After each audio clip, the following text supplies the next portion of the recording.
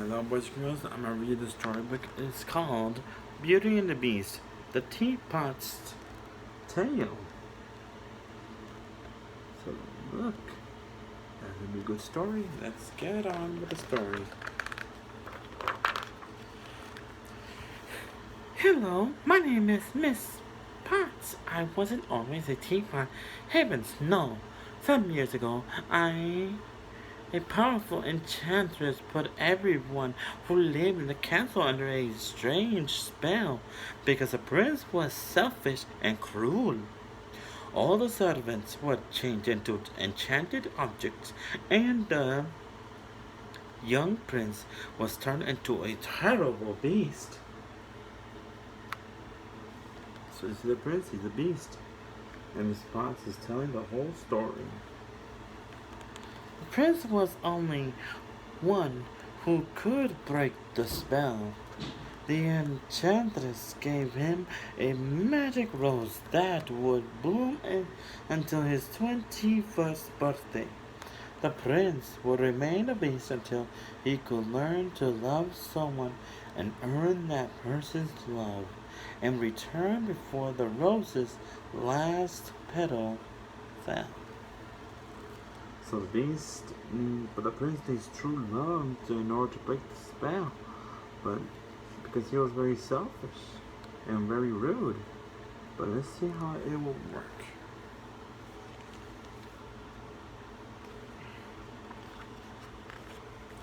Many lonely years passed while the beast hid from the world. He refused to leave the castle. He didn't even want any tea. I tried to stay cheerful, but there's nothing sadder than an empty teapot, except an empty teacup like my poor son Chip. Then, one stormy day, an old man who was lost in the woods found his way to the castle. The mirror, the candle broom, and Cogsworth the mantle clock let him in and brought him to the fireplace. He was cold and wet, and I was helping to offer him a hot cup of tea. "It'll warm you up in no time," he said. So an old man came by the castle because it was cold and he was lost in the woods. But let's see how the beast will react with intruders in the castle. But when the beast came into the room and saw the uninvited guest, he was boiling mad. He hated anyone to see him in his beastly form. "So, you came to stare at the beast, did you?" he raged. "I just need a place to stay," the old man explained. "I'll give you a place to stay." "Roar!" the beast roared. And he locked the poor man away in the castle's dungeon. Beneath his bad temper, I knew the beast had a kind heart, but I worried that he would never learn to control his temper. And if he didn't learn to love before long, I would stay a teapot forever. So the beast locked up the old man in the dungeon. Well, that's kind of a little bit nice, because then he won't be outside the cold. But that's also pretty rude, because how the prince was acting with the old man, and that's not nice. He looks kind of funny, the beast. Soon after the old man's arrival, Chip said, Mama, there's a girl in the castle." "Now, Chip," I scolded, I'll not have you making up such wild stories." Really, Mama? I saw her, Chip cried. Not another word, I said, and to the top. But it was true. A girl's name was Belle, and she had to come to rescue her father. The man, the beast, had locked away in the dungeon. Belle was terrified. Belle was frightened by the beast, but she offered to stay in her father's place. Her father was very worried, but the beast didn't seem to care. He sent him home. Everyone was happy that Belle was staying. She was such a pretty girl. If only she and the master would fall in love and break the spell. So Belle came to rescue her father. That's very nice of Belle. She's very lovely and pretty. And Jim decided to tell his mom the truth. That's very good of Chip. He did something good. Chip and I went to meet Belle. She seemed so surprised to see us, and it chilled me to the spell to see her so sad. We tried to cheer her up, and I, of course, offered her some tea. Now hold still, I said to Chip. Thank you, Belle said as she took a sip.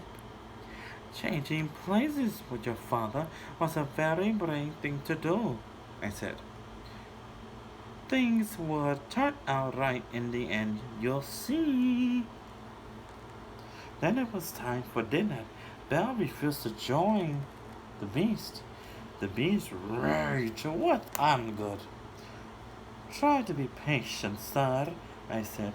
After all, the girl has lost her freedom and her father in one day. But the beast roared, roar! And if she won't eat with me, then she won't eat at all. I guess Miss Teapot was trying to be friends with Belle, and everybody's trying to be friends with her, except for the beast. But Belle doesn't want to eat dinner with the beast because he is very mean and very rude to Belle. But thank goodness Miss Potts, Lemire, and Cogsworth are there for Belle to help her, and even Chip. Everybody except for the beast. Sorry, except for the prince. Despite the master's orders, we prepared a wonderful feast for Belle. I'd rather have broken my handle than let such a lovely child go hungry. The rest of the enchanted objects felt the same way. When Belle came downstairs later that night, we served her the most wonderful meal she had ever eaten. And Lemire and the others put on quite a show. They told funny stories and made Belle laugh. We were all trying our best to make her feel at home. Aww. That's why she always had good friends to be there. Just like Belle had Miss Pot, Chip, Amir, and the other gangs in the castle. And look, they're giving her a nice show. A dinner show. How beautiful that is. Now let's see. One day the beast found Belle in the west wing. It was the only place in the castle he had forbidden her to visit. The beast was outraged. He knocked over a table and roared angrily. Belle was so terrified that she ran away, but she didn't get far before she was surrounded by a pack of wild wolves. The beast rescued her. though not before the wolves had clawed and bitten him. Back at the castle, we watched as Belle tended to the master's wounds. She was very gentle. When she thanked him for saving her life, my eyes steamed with tears, and a tingle of hope tickled my spout. Perhaps a little love is brewing, I said to Cogsworth and the Muir. They nodded their heads in agreement. Aw, the beast rescued Belle from the wolves. Now that is a nice prince. Now Belle is gonna look. She's helping the beast. She's trying to make him feel better. But she did run away, but at least the beast rescued her. Now that is a true hero and a true prince. And indeed, there was. I nearly flipped my lid. For the first time in his life, the master wanted to do something special for someone else. Belle loved to read, so the master told her she could have any of the books in his wonderful library. Chip was too young to understand, but I knew the feeling between Belle and the beast had changed. I felt all warm inside, even though I wasn't anywhere near the stove. Aww, so they're in the library, and the beast is trying to surprise Belle, and he did with his library. And well, Belle loves books, so I guess the beast knows that Belle loves to read. And that's wonderful, and that's romantic. All thanks to the friends that Belle has and the beast. Sorry.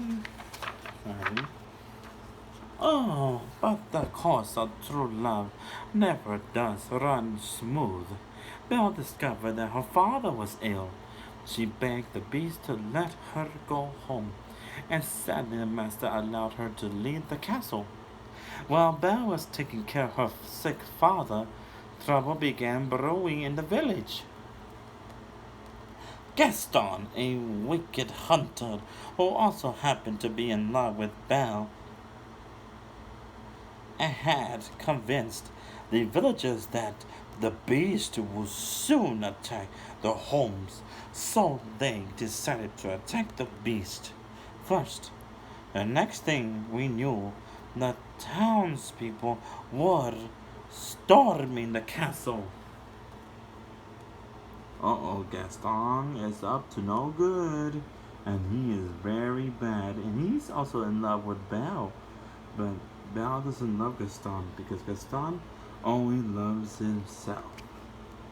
But look at Belle. Belle's trying to help her father, and he's sick. Belle's very lovely and loves to help people. She loves her father so much. That's very lovely of her. But let's see what Gaston has in mind. All the enchanted objects worked hard to defend the castle, but the beast wouldn't lift a paw to help us. He was heartbroken that Belle had gone away.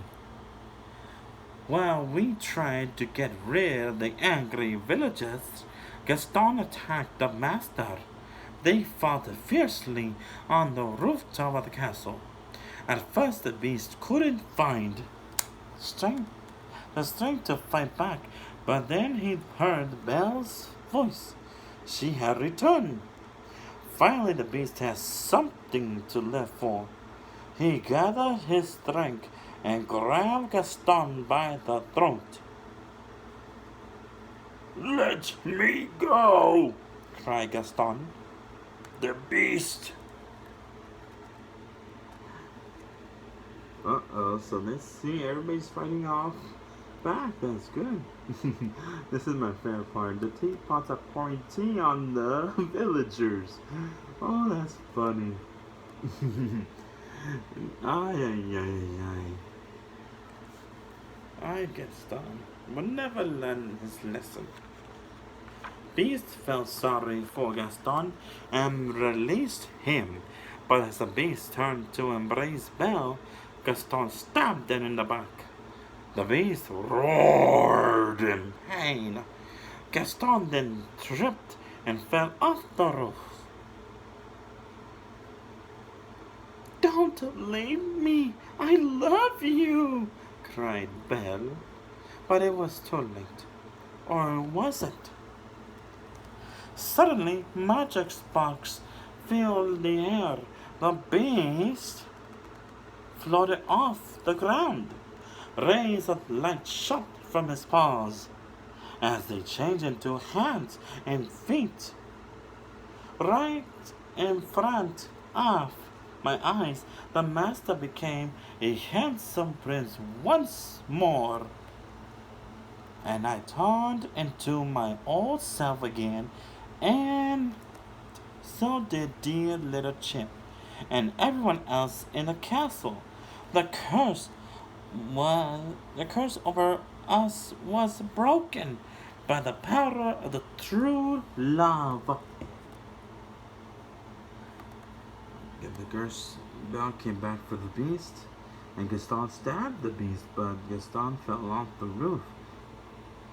But Belle started to love the beast, and she fell in love with him, and the curse was broke. And everybody turned back into themselves. Soon after we all celebrated with a wonderful ball, the beast and Belle looked so happy dancing together. "Mama, are Belle and the prince going to live happily ever after?" Chip asked me. I nodded and gave him a big hug. "We're going to live happily ever after too," I said, and I knew we would. And that is the end of the story of Beauty and the Beast. And look, they're dancing at the ball. And there's Chip and Miss Teapot. Sorry, Miss Potts. And that's the end of the story. Well, we did learn something new. That you always have your friends there. What Miss Teapot was explaining about the story is that true love comes from the heart once you know that person. And that's how the beast fell in love with Belle, because the beast get to know her very well. And that was the end of the story. True love comes first. I'll be right back with my buddies.